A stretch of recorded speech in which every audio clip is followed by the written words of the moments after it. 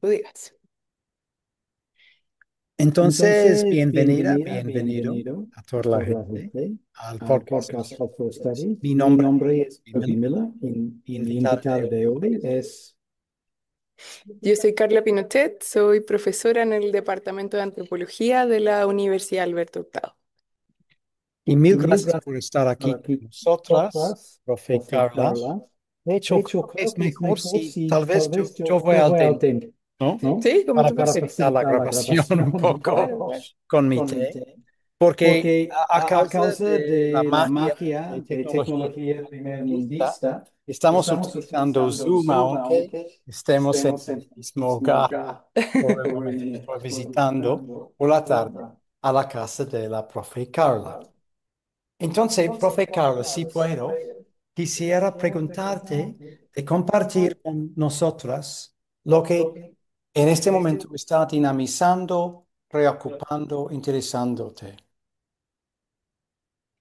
Sí, mira, es una pregunta, como es amplia, yo creo que habría distintas maneras de agarrarla y pienso que hay una que viene siendo una obsesión bastante persistente en los últimos años, que tiene que ver con cuál es el balance o cómo se integra la relación entre trabajo y vida, ¿no? Y cuando entiendo eso es como tratar de imaginar que también hay una vida más allá del trabajo.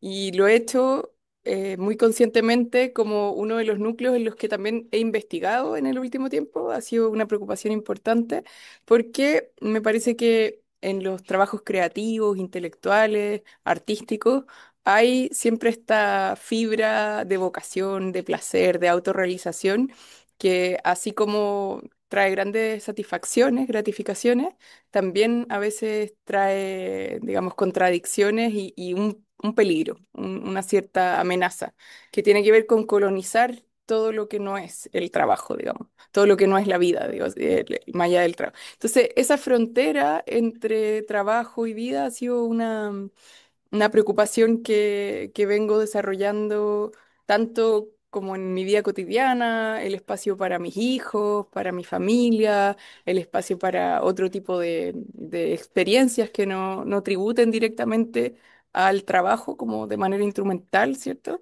Y resguardar esos espacios. Y lo he trabajado en la investigación a partir de la noción del ocio, tratando de pensar un poco cuál es el rol que tiene en nuestras sociedades contemporáneas, en este tipo de trabajos también, donde uno se identifica tanto con lo que hace, y cómo esas fronteras muchas veces se debilitan, son porosas, ¿verdad? No hay fines de semana claros, no hay vacaciones, no hay posibilidad de enfermarse, en el fondo uno no es tan reemplazable en muchas cosas, entonces es una cosa que me ha ido, digamos, provocando varias reflexiones y hace un tiempo llevo un diario sobre eso, en el que justamente convergen todas esas dimensiones, las preocupaciones personales, sentimentales, familiares, laborales, no sé, de carrera, etcétera.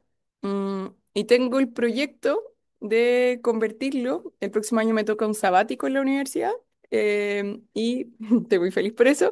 Y tengo el proyecto un poco de trabajarlo en una clave autoetnográfica. Primero porque hice una investigación en la que trabajé con, bueno, muchos artistas, creadores de distintas disciplinas. Era sobre el trabajo creativo, sobre esta frontera ocio-trabajo, y tengo buena parte de un trabajo de campo ahí que no ha sido publicado, que no ha salido a la luz porque era muy extenso. Entonces solamente publiqué algunos artículos, pero está ese material. Y también porque yo detecto una especie de vacío en la producción etnográfica contemporánea, y que es que a pesar de que todos hablan de la autoetnografía y de que en buena medida se convoca como una técnica experimental, novedosa, innovadora, qué sé yo no conozco autoetnografías como textos, como obras en sí. Siempre puede haber como un pequeño capítulo o una introducción, ¿verdad? O algún guiño a lo autoetnográfico, pero me parece que como texto, como género literario incluso, está poco desarrollado. Entonces, esa es como una ambición que quiero llevar a cabo, y para eso obtuve el periodo sabático para el segundo semestre del próximo año. Y ahí pienso como un poco... Esa es una preocupación, no sé si es que encaja con la pregunta que me hiciste, porque en verdad... claro, es algo frecuente en el que tengo a veces diferencias con mi pareja o tengo, digamos, dificultades para yo mismo ir separando, me veo muy sobrecargada o con este exceso de entusiasmo que a veces tenemos en estos ámbitos, también pasa la cuenta como para equilibrar otras dimensiones de la vida. Gracias por tu generosidad con esta respuesta, profe Carla. Y sobre esta autoetnografía, no es exactamente el modelo del siglo XIX, siglo XX, de antropología masculina en otro país, en donde supuestamente estás presente, pero simplemente para escribir las notas, ¿no? Mm. Pero ahora, después de mucho tiempo, hay una problematización de este tipo de investigación, pero también el auge en sociología y en antropología de esta idea de autoetnografía. Pero ¿podrías ampliar un poco para nosotros, lo que es el concepto de Mm. autoetnografía? Y por supuesto, Sí, si mi versión de la historia de antropología no es correcta, por favor de corregirme, ¿vale? no, feliz de hablar de este tema porque es uno que me gusta mucho y en el cual he enseñado bastante. He estado como, ya, yo creo que llevo unos 10 años dando un curso de un taller de escritura etnográfica y me interesa mucho a mí la dimensión literaria de esta práctica y creo que no siempre logramos resolver también esta tensión fundamental de la producción etnográfica. Ya explico un poco mejor de qué se trata, pero entre ser por un lado ciencia y por otro también literatura o por lo menos un ámbito donde la subjetividad tiene un rol muy significativo. La etnografía puede ser pensada como un método, puede ser pensada como un enfoque y también como un texto. Ha tenido como esas distintas definiciones, pero es básicamente el ejercicio de describir con profundidad la experiencia de un mundo social otro, de un mundo social al que ingresamos, en el que nos sumergimos y que a partir de ese ejercicio descriptivo vamos revelando una visión de la vida que es la visión interna, ¿no? La visión de los nativos, por decirlo como en palabras muy clásicas, ¿verdad? La visión émic también se menciona en antropología y que tiene que ver con esa perspectiva de las personas que significan y practican las cosas en sus vidas cotidianas, ¿no? Entonces, la aspiración de la antropología a través de esta práctica etnográfica ha sido poder penetrar ese mundo de vida, describirlo intensamente, ¿verdad? Con detalle,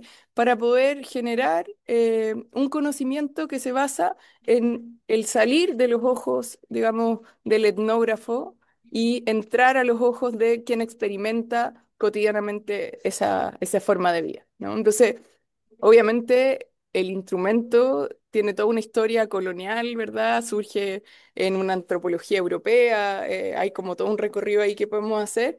Y en buena medida, yo creo que durante buena parte del siglo XX, tenía una ambición de corte positivista, iluminista, ¿verdad? En la que se pensaba que en definitiva lo que teníamos que hacer era mejorar la técnica, depurarla, ¿verdad? Y en esa medida vamos a alcanzar un conocimiento objetivo, es decir, vamos a poder penetrar esas formas de vida de los otros sin el peso de la subjetividad del etnógrafo, es decir, de quien observa. Vamos a poder trascender todo aquello que había de no solo de subjetivo, sino que de cuestionable, ¿verdad? De parcial, de humano. Sin embargo, eso nos sitúa en un gran dilema, porque justamente la etnografía a la larga, a partir de la descripción de variadas culturas, de variadas formas de vida, termina siendo un relato acerca de lo que significa ser humano, ¿no? Es decir, eh, apela a comprender esa fibra profunda, a diferencia de una descripción superficial, diría Clifford Geertz, ¿verdad? Esa fibra profunda donde se revela la humanidad en su más pura esencia diversa.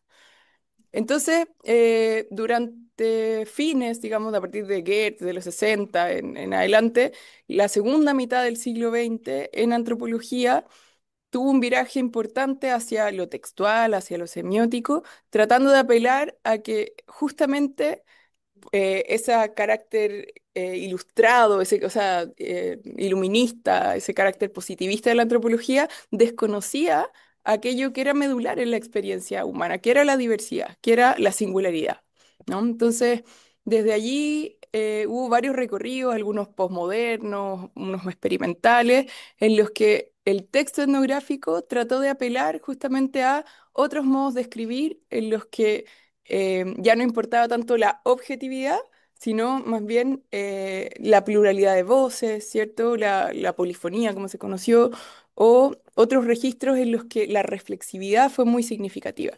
Cuando digo reflexividad, no estoy apelando solamente a ser reflexivo, es decir, a pensar mucho, sino más bien a un estado de autoconciencia del investigador respecto de las condiciones en las que está investigando y de cuáles son los efectos de su presencia en ese campo o su presencia en los resultados del estudio, ¿verdad? Entonces esa reflexividad llevó a muchos de los antropólogos, estoy pensando en los 80, 90, a darle un rol privilegiado a la propia subjetividad, en el fondo como una forma de despejar este asunto de, bueno, nunca vamos a poder librarnos de esta dimensión subjetiva, entonces la vamos a enfatizar, le vamos a sacar provecho y vamos a ser muy explícitos respecto de ese lugar en el cual estamos construyendo este conocimiento. Eso llevó, a mi juicio, lamentablemente, a algunas producciones que terminaron hablando más de sí mismos, los investigadores, que de los otros que querían registrar, ¿no? Pero se sembró una semilla, quizás, acerca de la potencia que podría tener una autoetnografía. Es decir, hacer etnografía, querer investigar un mundo, pero que es el mundo en el que el propio investigador se desenvuelve, ¿no? Desde esta perspectiva profunda, detallada, ¿verdad? En la que se materialice también un saber o un conocimiento que no necesariamente es accesible para los lectores. Entonces, yo diría eso. Y además me gustaría mencionar que como género literario, yo pensaría la etnografía como un género literario, siempre se produce con una cierta estructura que más o menos sigue la lógica de un viaje. Es decir, el etnógrafo, el investigador, va a este mundo, aparentemente se le revelan un montón de prácticas o de formas de ser que le resultan ajenas y poco comprensibles, que le resultan incluso extrañas o exóticas. Y en el relato de su introducción a este mundo, de su habitar con esos otros, logra logra ser revelado en el fondo un modo racional, lógico o a su propio modo, con cierto sentido, de hacer las cosas. Entonces, en términos de género literario, es muy importante ese desplazamiento en el saber, ¿no? De que el punto de partida de la investigación nunca es exactamente igual al punto de llegada. Hay un progreso, hay un desplazamiento. Y ese desplazamiento también tiene que ver con la experiencia de vida que significa haber penetrado un mundo ajeno, ¿cierto? Entonces, pienso que una autoetnografía debería mantener un poco esta estructura en algún punto, pero que esta estructura no se revela como un saber de los otros, sino como un viaje introspectivo, un viaje que toma en cuenta esta propia lógica reflexiva, de reflexividad, ¿cierto? Y permita observar con descripciones detalladas, pero elocuentes, el tránsito entre lo singular, lo personal, y lo social, lo cultural, lo... Eso, no sé si me extendí demasiado, pero un poco eso te mencionaría como sobre lo que entiendo por autoetnografía y lo que me gustaría también como hacer avanzar. Porque he leído mucho sobre qué debería ser la autoetnografía. O hay un montón de manuales que la mencionan como una técnica posible, pero como obra propiamente tal, solo conozco pasajes, como fragmentos de libros en los que hay ejercicios autoetnográficos, pero no una obra como tan cabal en la que uno diga, este es un texto con su estructura etnográfica también, que se rija por ese pie forzado. Y, profe, mencionaste la palabra género en un momento y esta palabra con sus varios significados ha sido importante en tu obra investigativa. Em, por un Sí, lado, varios. géneros del arte, por otro lado, género en términos de la exclusión sistemática e institucional de la mujer de muchas prácticas y oportunidades culturales, ¿no? Entonces, quisiera preguntarte un poco, si puedo, sobre, por un lado, tu obra con referencia a museos, a música, ¿no? Y prácticas artísticas y sus públicos, que es una obra gigante por tu parte, y después, y considerando la cuestión específica de la mujer y su experiencia en el campo cultural. Súper. Em, si me permites partir por lo último y luego retomar la primera idea. O sea, Para por la última. nada, que no, no eres una niña Voy a bien partir conducta. hablando de género en el sentido, digamos, de la mujer, ¿cierto? Y como esa permanente exclusión que ha tenido. Yo creo que ha sido un tema que yo no he buscado de manera deliberada, sino que más bien se me ha revelado en los objetos que he querido investigar. Y con eso yo quiero decir, bueno, no tenía yo una agenda, o sea, siempre me he sentido feminista, pero, y esto es interesante también como en el cruce más con lo personal, cuando yo estudiaba en la universidad, el feminismo ciertamente no estaba de moda, habían, por supuesto, investigadoras que venían haciendo un trabajo muy importante, pero en mi generación incluso era algo como un poco mal visto.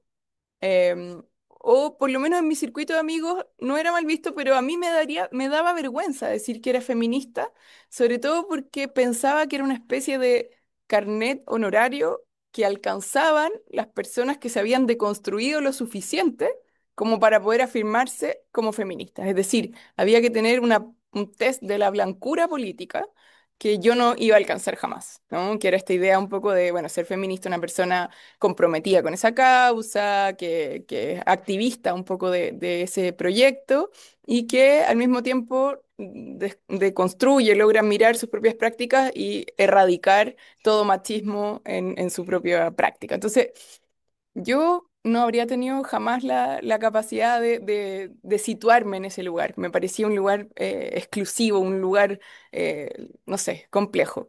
Y sin embargo, con el pasar de los años, el concepto de feminismo ha cambiado su signo en nuestra sociedad. Ha sido, yo creo que a partir de lo que nos han enseñado también las nuevas generaciones, no solamente ahora el mayo de 2018, que fue muy claro, sino que un poco más atrás también. Y yo creo que por lo menos en mi experiencia, la idea de ser feminista empezó a ser más una voluntad de cambio y el reconocimiento, un diagnóstico, es decir, un diagnóstico de las desigualdades, de las barreras que tienen las mujeres en las sociedades contemporáneas y una voluntad de transformarlas en la medida de el alcance de las propias prácticas que un haber alcanzado cierto estado, o sea, en un feministómetro, ¿verdad? O sea, en un momento. Entonces, lo primero es como decir que yo nunca pensé, por ejemplo, mi investigación desde un lugar feminista, pero los objetos a los que me enfrenté y que investigué revelaban su potencia en esa dimensión. El primero de los objetos con el que trabajé fue el de mi tesis de pregrado de antropología, que fue una tesis sobre Violeta Parra. A propósito de... Bueno, mi tesis sobre Violeta Parra es una tesis antigua del año 2007, en la que a mí me interesaba comprender cómo ella construía un imaginario alternativo del sujeto popular en su obra. Entonces armé un corpus bien extenso, conseguí harta información y hartas transcripciones incluso que no estaban disponibles en ese momento, entonces hubo todo un ejercicio de archivo ahí. Y luego hice un análisis en términos de esa construcción de sujeto popular y me era muy claro que ella generaba como una transgresión o por lo menos un tránsito entre distintos dominios. Ella era capaz de atravesar esos dominios e integrarlos en un imaginario alternativo, entre lo popular y lo docto, entre lo oral y lo escrito, entre lo campesino, ¿verdad? Lo rural y lo urbano, y la última idea que era muy clara era entre lo femenino y lo masculino, ¿no? Entonces, ya ahí tengo como un primer acercamiento desde una perspectiva de género a su obra y me fue muy significativo no solo por cómo ella elabora su propia biografía, como siendo una mujer que se siente fea en una sociedad donde la belleza era lo más importante para la experiencia femenina, ¿verdad? Donde se siente mala madre, que era el otro pilar de la construcción de la mujer, donde se separa de su marido también, o sea, como una serie de cosas biográficas significativas, pero también la manera en que ella se posiciona en su performance musical, por ejemplo, el lugar de o el tipo de repertorio que convoca, que toca ella. Ella no solamente se contenta con la música que era apropiada para las mujeres, las tonadas, ¿verdad? Sino que incursiona digamos, tipos de música que no estaban reservadas para los hombres, incluso la paya, la décima, qué sé yo, ¿no? Entonces, esa fue como una primera vez en la que me encuentro con el género, no porque yo lo haya buscado, sino que porque era evidente que un análisis tenía que incorporarlo, ¿no? Luego, por ejemplo, me pasó también en el que hicimos, bueno, este estudio sobre trabajo creativo, que fue bien amplio y en distintas disciplinas. Obviamente la muestra estaba desagregada, distribuida en base a los criterios más básicos, que son la edad, la clase social, ¿verdad? Y el género. Pero no tenía una agenda, por ejemplo, si yo leo el proyecto con el que me adjudico ese fondo, no aparece el concepto de género ni una sola vez. No era como la agenda de la investigación. Y sin embargo, a poco andar, nos dimos cuenta que era obviamente un elemento definitivo, muy marcador en las experiencias diferenciales de hombres y mujeres, porque el estudio era sobre ocio, trabajo y ocio, ¿cierto? Y la metodología con la que nos aproximamos a eso era la de, antes de hacerles una entrevista, yo les pasaba una bitácora. En esa bitácora les pedía que registraran una semana lineal de sus vidas, todo lo que hacían, tiempos de trabajo, de ocio, y un poco que pusieran las emociones que asociaban, los pensamientos, las reflexiones, las actividades que hacían, con quiénes, qué sé yo. Y la verdad es que no tanto en las entrevistas, aunque también, pero muchas veces la bitácora veíamos cómo la diferencia era abismal. Los hombres no registraban labores domésticas y de cuidado prácticamente, y las mujeres todas lo hacían infaltablemente. Eso no necesariamente quiere decir que los hombres no hagan tareas domésticas o no tengan responsabilidades de cuidado, pero por lo menos no lo procesan como algo relevante de sus vidas, ¿cierto? Entonces nos aparecía claramente eso en la bitácora y también nos aparecía que esos tiempos de lavar la loza, poner la ropa en la lavadora, de cuidar a un, incluso sobrinos, no necesariamente hijos, padres, qué sé yo, eran actividades que se infiltraban en los tiempos de trabajo permanentemente. Entonces, nos dábamos cuenta que la experiencia de las mujeres con el tiempo era mucho más fragmentaria, porque estaba permanentemente interrumpida, ¿cierto?, por estas labores de otro orden, y al mismo tiempo casi intersticial. Entonces, el ocio, en el caso de las mujeres, aparece como una categoría residual muy culposa por lo demás. Los discursos lo asocian mucho a la culpa y en la que claramente no hay como eh, una capacidad ahí de reservar un tiempo para el despliegue de esa condición que al final es también la base del trabajo creativo, un poco es la apuesta de la investigación. Entonces, ahí nuevamente se expresa, sin que lo hayamos buscado, un diferencial muy potente en la dimensión de género. Y eso también me llevó a que hiciéramos algunas investigaciones ya en campos más específicos, una en el campo del cine, otra en el campo de la música, para indagar en las barreras de género, las inequidades de género, las desigualdades que experimentan las mujeres a lo largo de toda sus trayectorias. Y los resultados ahí fueron muy contundentes, sobre todo porque estas dos disciplinas son espacios artísticos donde, por ejemplo, hay un rol importante de las giras o de los, digamos, ir a grabaciones. Entonces, toda la conciliación con la vida familiar es muy difícil. Se presta también para espacios donde hay acoso, donde hay vulnerabilidades específicas de género. Y obviamente hay también un montón de jerarquías, de barreras, de criterios de valor que están gobernadas por una lógica androcéntrica. Y eso fue como algo que apareció con mucha contundencia. Entonces, sí, había harta agenda, digamos, de investigación de género, sin yo, por un lado, ni ser una experta, sí, y tampoco ser una persona como con una agenda feminista muy deliberada. Han sido los objetos los que me han enseñado y los que me han obligado a conseguir mejores herramientas para interpretarlo y pensarlo, ¿no? Entonces, eso diría sobre esa primera acepción de la palabra género. Y sobre la segunda, claro, ahora hace poco sacamos un artículo con Sebastián Muñoz, que ahora, bueno, que es sobre justamente el género, la categoría de género ya en la música, ¿no? Donde hay otra tradición un poco más específica, ¿verdad? Y donde nos preguntamos por la idea de género urbano, que es hoy día la música de mayor popularidad, tanto en Chile como en buena parte, digamos, de América Latina, incluso a nivel mundial. Y ese género urbano, chilenizado por lo demás, porque permitió por primera vez en la historia de la música chilena que el consumo musical sea de producciones locales, mayoritariamente. Y eso antes nunca sucedía, eran importaciones, ¿verdad?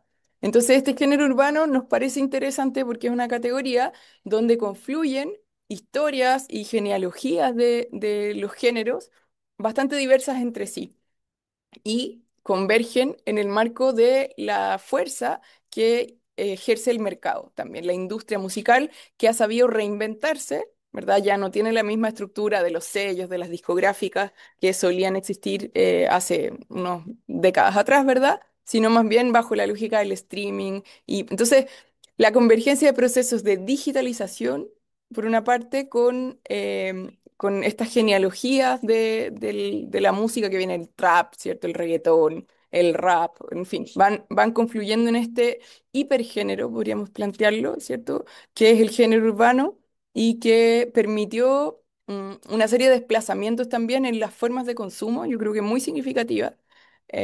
Por ejemplo, una de las cosas que a mí más me llama la atención en esta experiencia de consumo musical con el género urbano es que se acortan radicalmente las distancias entre el artista y su público, a partir de medios, que son redes sociales básicamente, de interacción permanente en los que todos los tiempos se acortan. ¿Por qué? Por ejemplo, sondean los productos con una rapidez inédita.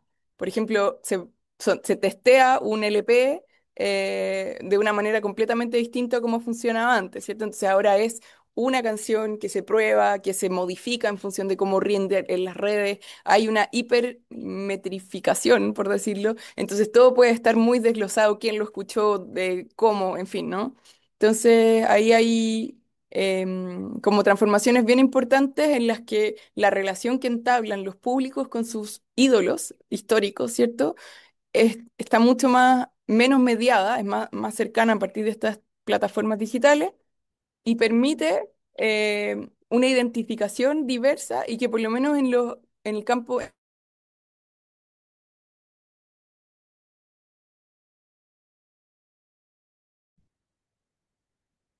Disculpa, amigas, amigos, tuvimos un problema tecnológico y no a causa de estar en América Latina, a causa de lo que pasa con los pinche Mac de vez en cuando, como todas las computadoras que necesitan luz.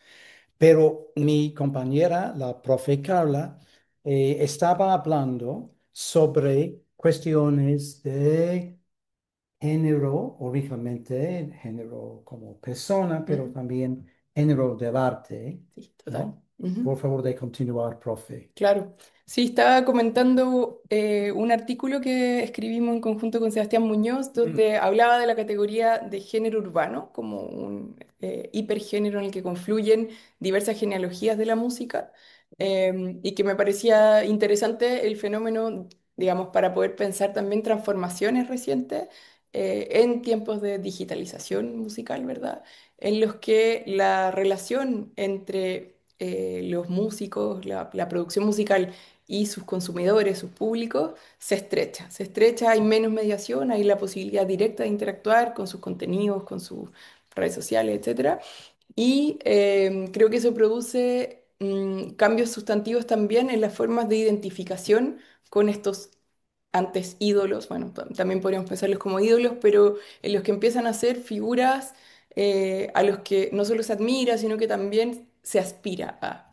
Es decir, el artista es un sujeto como cualquiera de los otros de ese barrio, digamos, que con un par de herramientas bastante disponibles, como un home studio, ¿verdad? Ujú. Y una producción muy sencilla, logra pegarla, que sería el concepto nativo para hablar de cuando alguien, en el fondo, logra meter sus canciones a las más escuchadas. ¿Verdad? Entonces, eso. Entonces, el concepto de género, tanto para pensar propiamente las prácticas musicales, como también las distintas disciplinas en las que uno se mueve, puede ser esclarecedor también, como porque nos ayuda a pensar cómo una tradición también está compuesta de intercambios, de guiños.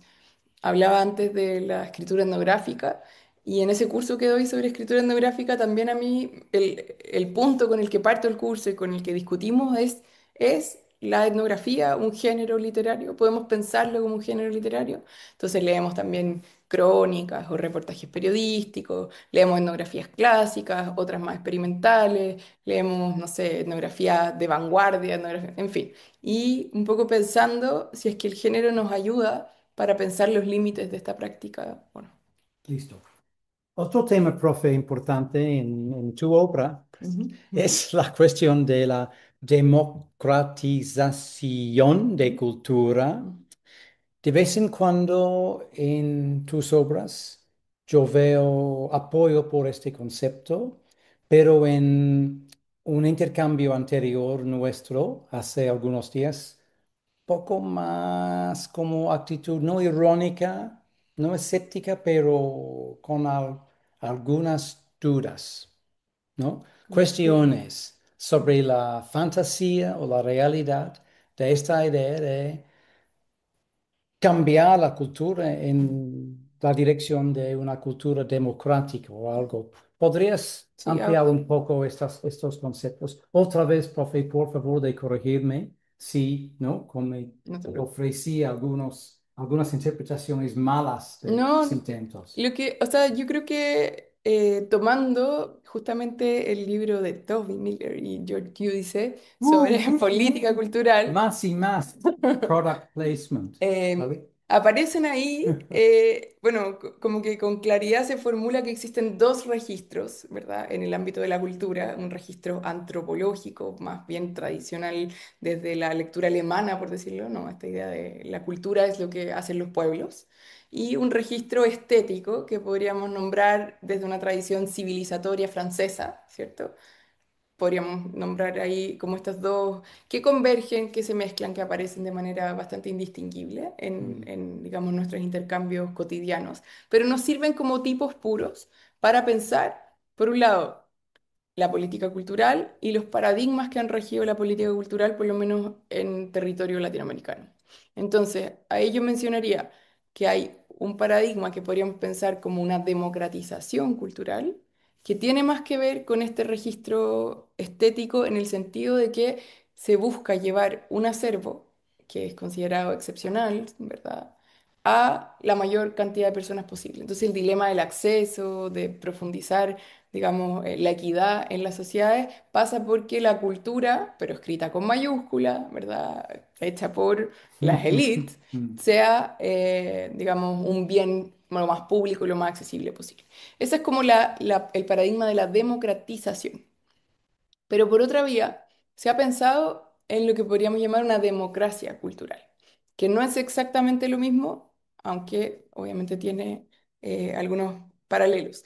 La democracia cultural, a diferencia de la democratización, piensa que lo que debería hacer el Estado es promover condiciones para que todas las comunidades, todos los pueblos, puedan desenvolver sus derechos culturales y sus capacidades para ejercer la cultura de la manera que mejor le parezca. Entonces, ya no se trata de este conjunto reducido de cosas hechas por las élites a las que vamos a llevar, ¿cierto?, a los pueblos para iluminarlos, sino más bien descentralizar esos recursos y esas capacidades, permitiendo que cada uno de esos espacios pueda ejercer la práctica cultural. Entonces, esta idea de democracia cultural quiebra un poco con esta lógica más vertical. Em, pero yo, lo que a mí me parece interesante como de eso es que si bien en Europa, por ejemplo, esta idea puede estar muy claramente sustituida un paradigma por el otro, ¿no? O sea, en América Latina han convivido de manera ambivalente, de manera compleja y muchas veces con contradicciones, digamos. Y eso es algo que a mí me parece interesante también porque no es que yo crea que la democratización cultural no ya haya cumplido su rol y que no haya que seguirla promoviendo, ¿no? Todavía es necesario, siento yo, que las comunidades en su sentido amplio puedan acceder a una serie de repertorios simbólicos que han sido restringidos, ¿verdad? Y que pero al mismo tiempo no podemos descuidar esta otra dimensión de la democracia cultural, porque me parece que es una plataforma más equitativa en la que realmente, entonces, bueno, en esa como tensión entre democracia y democratización, varias de mis trabajos han tratado como de pensar eso, lo político de la cultura, ¿verdad? En esta tensión entre, bueno, quiénes son los que deciden qué es lo que es válido, qué es lo que es valioso, quiénes son los que deberían ser beneficiarios y cómo un poco tenemos que lidiar con estos conflictos. Entonces, me tomé de ahí porque tú mencionabas la idea de democratización y yo creo que no es como el corazón de mi trabajo, sino más bien pensando esta idea de democracia cultural. ¿Qué significaría una democracia cultural, a mi juicio? Obviamente la dimensión de los derechos, derechos culturales es un tema significativo, pero a mí me gustaría apelar a toda una genealogía que ha habido en América Latina en la que se ha promovido esta relación con la cultura más descentralizada, más descentrada, como digo un poco en mi libro, y en la que también la cultura puede ser garante de libertades democráticas, como por ejemplo la expresión de la disidencia, ¿no? Del estar en desacuerdo. Puede ser un espacio un poco como para eso. No sé si algo Sí, gracias, gracias. logré. Hablando de tu libro, he leído muchos de tus artículos. Eres una persona con un montón de publicaciones excelentes, pero no conozco bien este libro que fue publicado hace un año, tal vez. Sí, menos. Entonces, sí podrías explicar un poco lo que es el tema o los temas, son los temas de este libro, que está sobre Chile en particular, pero América Latina más generalmente, yo creo. Sí, mira, es un libro que en verdad varios de los textos los debes haber ubicado porque es compilatorio, pero que le da un marco distinto a buena parte de las publicaciones. Lo que trato de hacer es, en base a esta discusión de la idea de democracia cultural, compilar esta producción de investigación durante los últimos 10 años, digamos, distinguiendo cuatro focos, cuatro momentos o Mm, cuatro focos. El mm, primero tiene que ver con el emplazamiento urbano, que ha sido un lugar, o sea, en el locus de la cultura en el ámbito principalmente de las ciudades de América Latina. mm, Y cómo, bueno, a partir de varios casos en Santiago, pero también en otros ¿cómo se llama? Ciudades de Chile, como Valparaíso y Concepción, intento un poco dar cuenta de qué puede hacer el arte y la cultura mm, por las ciudades y no solo eso, sino que cómo la política cultural ha permitido también la construcción de imaginarios de esas ciudades y movilizar agendas políticas en torno a... Entonces, un poco ahí exploro esa relación entre cultura, arte, política, ciudad. Esa es como la primera sección con varios artículos. La segunda, hablo más bien de la producción cultural. Y ahí trabajo sobre productores culturales, sobre artistas, sobre em, creadores intelectuales, ¿verdad? Y sus condiciones de trabajo, sus tensiones. Entonces, ese segundo capítulo, o sea, esa segunda sección, toma un poco las condiciones de producción cultural y también en condiciones a veces excepcionales, ¿no? Organizativas, excepcionales, como por ejemplo en los tiempos de la pandemia y el estallido. Esa es la segunda sección. Y luego voy a como mediación de la cultura, en el sentido de la distribución de la cultura, y trabajo principalmente en museos, cómo los museos han sido un dispositivo para eventualmente acercar la cultura, construir un proyecto alternativo de país, como en el caso del Museo del Barro en Paraguay, o pensar una forma de curaduría participativa, descentrada, como en el caso del Museo de la Solidaridad en Santiago. Y finalmente voy a la recepción, ¿no? Los públicos, los espectadores, digamos, y ahí tomo algunas experiencias distintas desde la lectura, etnografía de lectores, etnografía de públicos de museos y también de públicos de festivales de arte y de música. Entonces, un poco el propósito del libro es reunir como todo el circuito, todo el ciclo cultural, ¿no? El dónde, la producción, la distribución y la recepción. Qué rico. Estoy muy emocionado a leer, perdón, ese libro. Y, profe, mencionaste antes cuestiones antropológicas, cuestiones, digamos, estéticas o textuales de política cultural, pero de cultura también. Otro tema tuyo es ruina. Ruina. Ujú, Has escrito que yo conozco dos artículos, un artículo con otras personas sobre varias ruinas y un artículo solamente por tu mano ujú, sobre una ruina espectacular aquí en Santiago, Chile, donde estamos. ¿Podrías ofrecer a nosotros, por favor, un poco sobre, no, la ruina es un poco más arqueológica, ujú. ¿no? Pero sobre todo, porque me interesa mucho, esta cuestión de ruina del régimen Allende y los intentos en Mm, favor de la población aquí sí. en Santiago. Sí, mi investigación sobre ruinas en verdad fue gracias a la invitación de una profesora del Departamento de Antropología, que es Francisca Márquez, quien lideró un proyecto sobre ruinas urbanas, en el que yo estuve haciendo investigación también. Entonces, lo primero que publicamos en conjunto con ella y Javiera Bustamante, también del departamento, fue un artículo, yo diría más bien de orden teórico, en el que tratábamos de pensar las distintas dimensiones, ¿verdad?, en las que la ruina se revela como un objeto que puede hacer hablar a las ciudades y puede hacer hablar lo que sucede. Entonces, en distintas capas, ¿no? Por ejemplo, conectando el pasado con el presente, esa quizás puede ser como la dimensión más obvia, o bueno, en fin, y la que a mí en particular me interesaba mucho, y creo que ese fue como mi aporte un poco en la investigación y lo que fui intencionando en nuestras publicaciones conjuntas, era la dimensión política de la ruina, porque una ruina no es objetivamente una ruina para todos los ojos.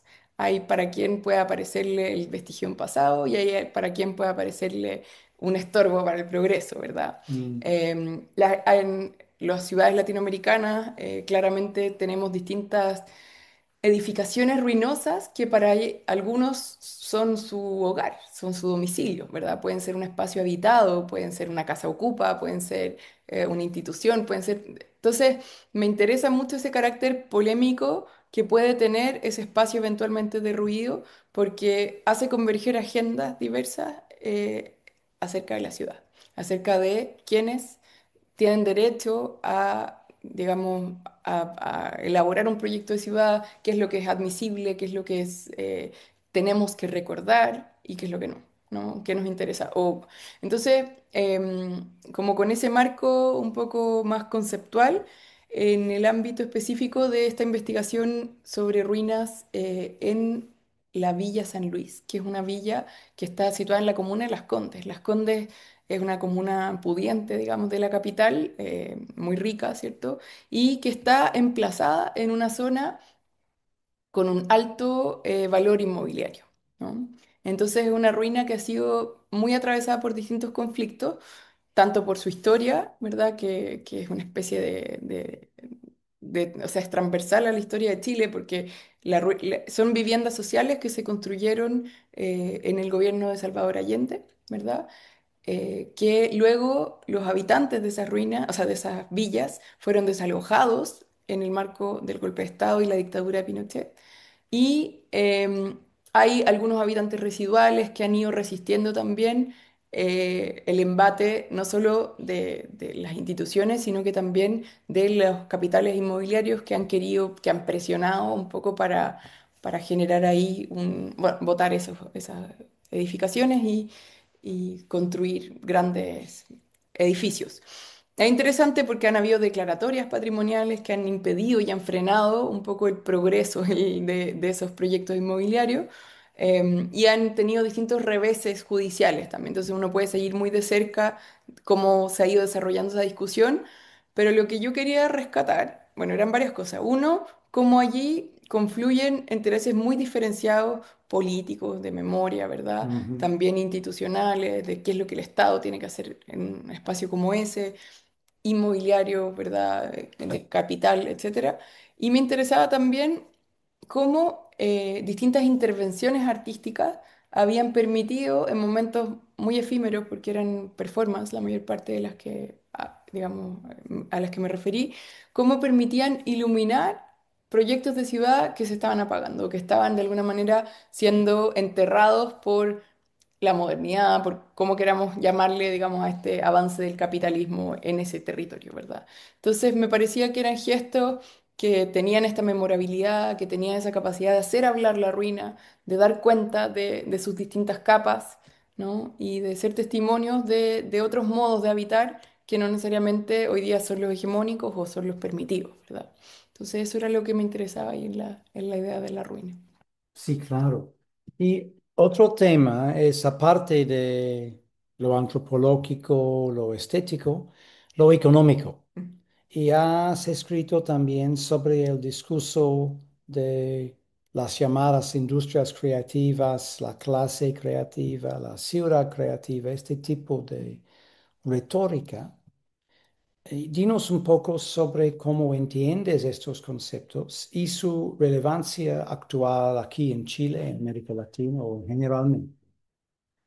Sí, no, totalmente me interesa cómo ha habido una convergencia, o sea, si es que hasta hace, yo diría, 20 años atrás, la cultura había sido siempre un estorbo para el desarrollo, un estorbo para el progreso, yo diría que un poquito más de 20 años quizás 30, había un influjo progresivo hacia considerarla un eventual recurso, hacia valorizarla y hacia ponerla en el centro, digamos, de ciertas gestiones. Entonces me interesa ese desplazamiento.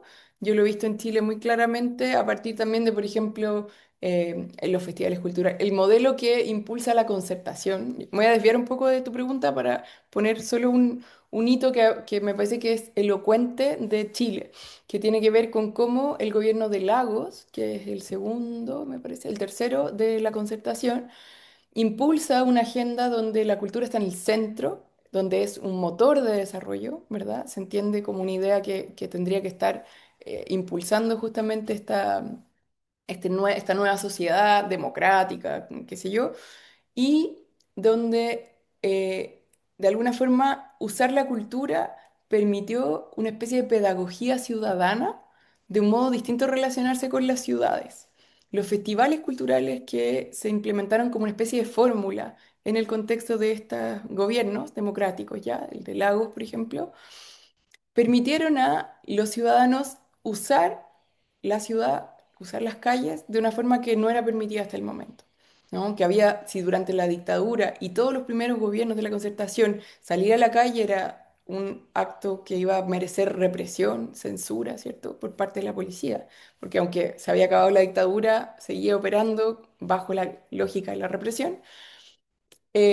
Como que Lagos logró convocar la idea de cultura también como un garante de libertades democráticas, de expresión, y hizo todos estos festivales en los que junto a una parrilla de música, de teatro, ibas a encontrar un puesto del servicio, no, ¿cómo se llama? Del registro civil para sacar tu cédula de identidad. O, en fin, entonces ahí hay una operación que yo creo que hace posible que en Chile se empiece a instaurar la idea de que la cultura es una relación cívica con el espacio público, ¿no? Las formas culturales de uso del espacio público son relaciones cívicas, ciudadanas, en las que prima la democracia, lo pacífico. Entonces, yo creo que hay una pedagogía muy interesante en esos años que nos permitió usar la calle de un modo distinto y empezó a también poner un rol significativo en esta práctica cultural. Luego de esos gobiernos entra el primer gobierno de Sebastián Piñera acá en Chile. Yo sé que estoy hablando muy localmente y podría ser más amplia la genealogía, pero me parece que es ilustrativa también de algunas tensiones. Y con ello entra con fuerza también la idea de una industria creativa o ¿cierto? Una industria cultural, que era como la versión un poco anterior, en la que se empieza a mirar hacia ciertos países europeos, en particular Inglaterra, ¿verdad? Pensando en que la cultura no solo iba a ser esta vía al desarrollo como cívico en clave ciudadana, sino que también podía ser un bien con retorno, ¿verdad? Podía ser un espacio donde hubiesen inversiones, donde se activaran y dinamizaran las ciudades, ¿verdad? Entonces, esa operación que sucede muy rastreable en el tiempo acá en Chile, ese discurso em, o sea, proliferó en los circuitos artísticos con bastante, unas fronteras bien porosas, porque eran agentes no solo de las artes tradicionales, sino que también la arquitectura, el diseño, la publicidad, ¿verdad? O sea, todos querían ser parte de esta ola creativa con una promesa emprendedora de un futuro próspero en términos económicos, que además se sustentaba como en este valor simbólico que tiene obviamente lo creativo y lo cultural. Sin embargo, es interesante que como que aunque los programas estatales empezaron a instalar esta idea y se empezó también a contaminar el discurso de otros sectores productivos con una serie de valores del mundo creativo, es decir, todos los trabajos que antes eran simplemente ser funcionario, se exigía ahora cada vez más creatividad y se aspiraba a la flexibilidad y a la libertad y qué sé yo. Entonces empezó a ser como una especie de modelo, ¿no? El del creador cultural. El creador cultural era este sujeto muy inventivo, ¿verdad? Con muchos recursos, capaz de darle la vuelta a las situaciones, con su creatividad, con su capacidad estética de remontar lo feo y volverlo bonito, volverlo algo productivo, ¿cierto? Y yo soy muy crítica un poco de ese movimiento en tanto generó promesas muy vacías en este contexto y maquilló o de alguna manera neutralizó la precariedad que viven nuestros campos culturales hasta el día de hoy, ¿no? Entonces, esos discursos de economía creativa pocas veces fueron de la mano de verdaderas inversiones o de dinamización de economías propiamente tal, y casi siempre se movieron en el plano como de estas promesas medias infundadas que ayudaban a contentarse estos circuitos con recompensas de orden simbólico antes que de orden económico o de sustento. Entonces, yo creo que un momento importante de esta relación fue cuando, yo diría que el 2012 más o menos hubo una crisis, no recuerdo el nombre que tuvo en Europa, pero en la que todos estos emprendedores, pienso en Madrid, en Barcelona, en Londres, se enfrentaron con la burbuja, ¿verdad? Cómo explotaba esta burbuja inmobiliaria y todas estas peluquerías, slash, restaurant, café, librería, que eran como, digamos, muy estetizadas, muy... se toparon un fondo, ¿verdad? Y ese modelo también demostró sus limitaciones. Entonces, pasa por ahí un poco como que yo tenía un interés permanente como de disputar la idea de que la economía creativa realmente haya constituido ahora y yo pienso que nuestros productores culturales, nuestros gestores culturales en Chile, por mucho que lo disfracen de estos lenguajes de Corfo, de, no sé, de las corporaciones ahí que hacen el fomento a la industria creativa, más bien han seguido haciendo lo mismo, que es autogestión, que son redes asociativas, y que desarrollan estrategias para capear la informalidad y la precariedad de los campos artísticos. Gracias, profe. Carla, tengo una pregunta más para ti y después quisiera ofrecerte la oportunidad de añadir algo. Podría ser sobre un tema que ya hemos considerado o algo, totalmente nuevo, ¿vale? Muy bien. Como una manera de concluir. Y esta última pregunta mía es para invitarte de hacer comparación de tus experiencias como antropóloga aquí en Chile y en México, porque parte de tu formación fue acá, parte allá, y también tus publicaciones incluyen mucho material chileno, pero mucho material de otras partes, y sobre todo la diferencia, por ejemplo, entre la antropología como carrera académica, disciplina, digamos, aquí en Chile y en México. Sí, es una buena pregunta. Yo creo que voy a hablar como de la academia. La academia mexicana y la academia chilena tienen aspectos diferenciadores importantes. A ver, yo estudié en la Universidad de Chile acá cuando la carrera de antropología era muy pequeña. Había muy pocas universidades, en Santiago habían dos o tres y esta era la única pública, universidad pública que ofrecía la carrera y de mi generación salimos 20, 22, ¿no? O sea, habían 20 antropólogos por generación. Era una carrera muy pequeña, muy reducida y que tenía un puntaje de selección, de corte de la prueba de selección, muy alto. Y eso en Chile no mide tanto conocimientos o capacidades como clase social. Eso es lo que mide la prueba de selección. Entonces, ese puntaje de corte tan alto hizo que mis compañeros todos vinieran de condiciones bastante privilegiadas, o sea, y muy homogéneas entre sí.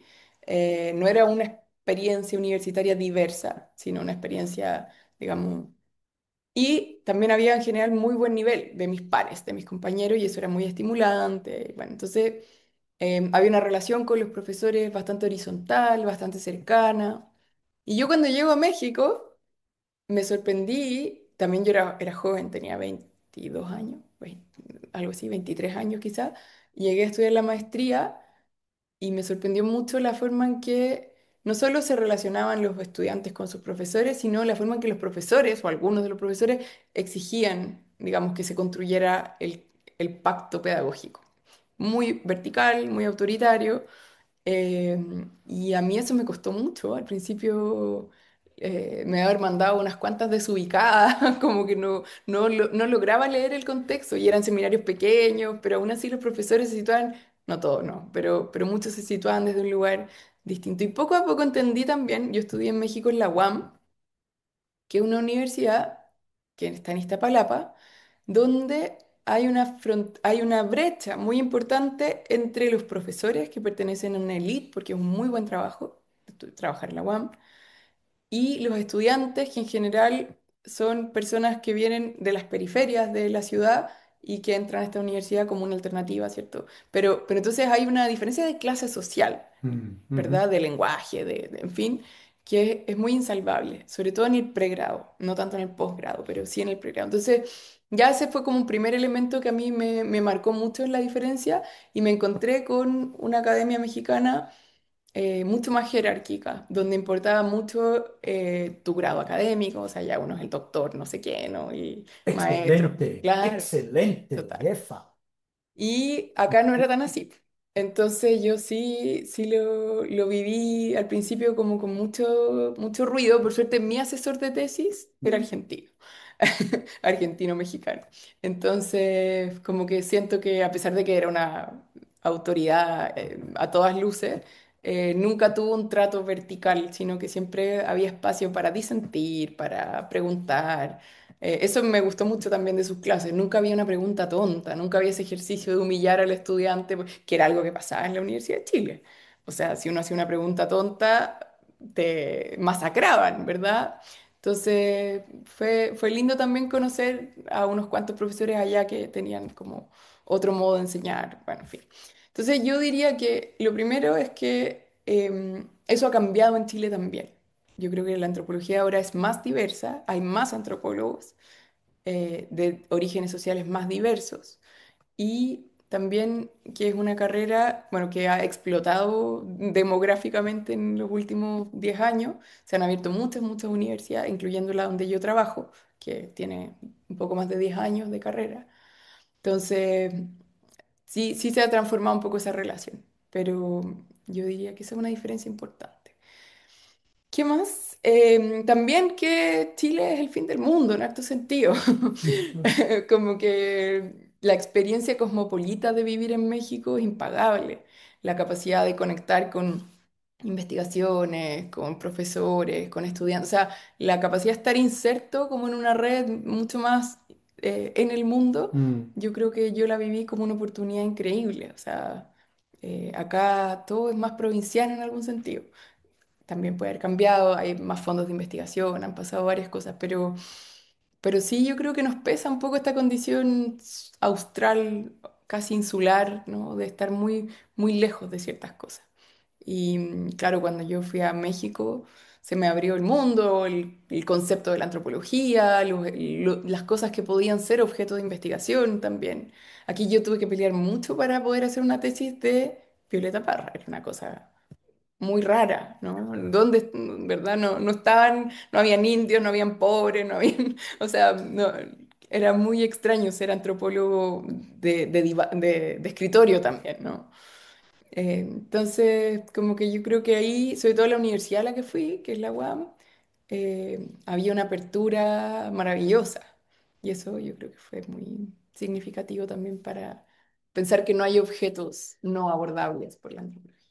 ¿Recuerdas que Marcel Mauss y Émile Durkheim eran etnógrafos del escritorio, Es no? verdad. Y bueno, para terminar, quisiera, como mencioné, darte la oportunidad de añadir cosas. Puede ser camino ya abierto a nosotras o puede ser un tema 100% nuevo a nuestra conversación, ¿verdad? Perfecto. Sí, voy a aprovechar la oportunidad para contar en lo que estamos con el Núcleo Milenio en Culturas Musicales y Sonoras, que es un proyecto que ya tiene 3 años y que recién la semana pasada supimos que se renovó por otros 3 años más. Y que es una plataforma asociativa donde convergen investigadores de distintas disciplinas, de la musicología, sociología, educación, antropología, historia, en fin, bien diverso, estamos repartidos por distintas partes del país también, y que el objetivo que tiene como núcleo, digamos, es indagar en las transformaciones de la sociedad reciente, ¿verdad? Desde la perspectiva de la música, el sonido y la escucha. Esos son como los ejes desde los que estamos investigando. Y en particular, yo le he agarrado el camino ahí a propósito de este proyecto a la investigación en el sonido y en la escucha y en los conflictos, nuevamente la dimensión política, pero desde los conflictos que genera la escucha de música, de los sonidos, los ruidos en distintos lugares y me adjudiqué el año pasado un fondo de investigación para eso y estamos haciendo ahí un proyecto, Fondesit, que se llama Culturas Sónicas en Conflicto, algo así, y que me tiene muy entusiasmada porque estamos haciendo etnografía en Santiago, en Valparaíso y en Puerto Varas, y estamos viendo, por ejemplo, acá todo como post-pandemia, también en el marco de mucha llegada de inmigrantes caribeños, ¿verdad? Principalmente venezolanos y colombianos, hay una nueva disputa en la ciudad acerca de lo que es apropiado de hacer sonar, ¿no? ¿Cuáles son los sonidos admisibles? Mm, ¿Qué es lo civilizado? ¿Qué es lo... Y no del jungle.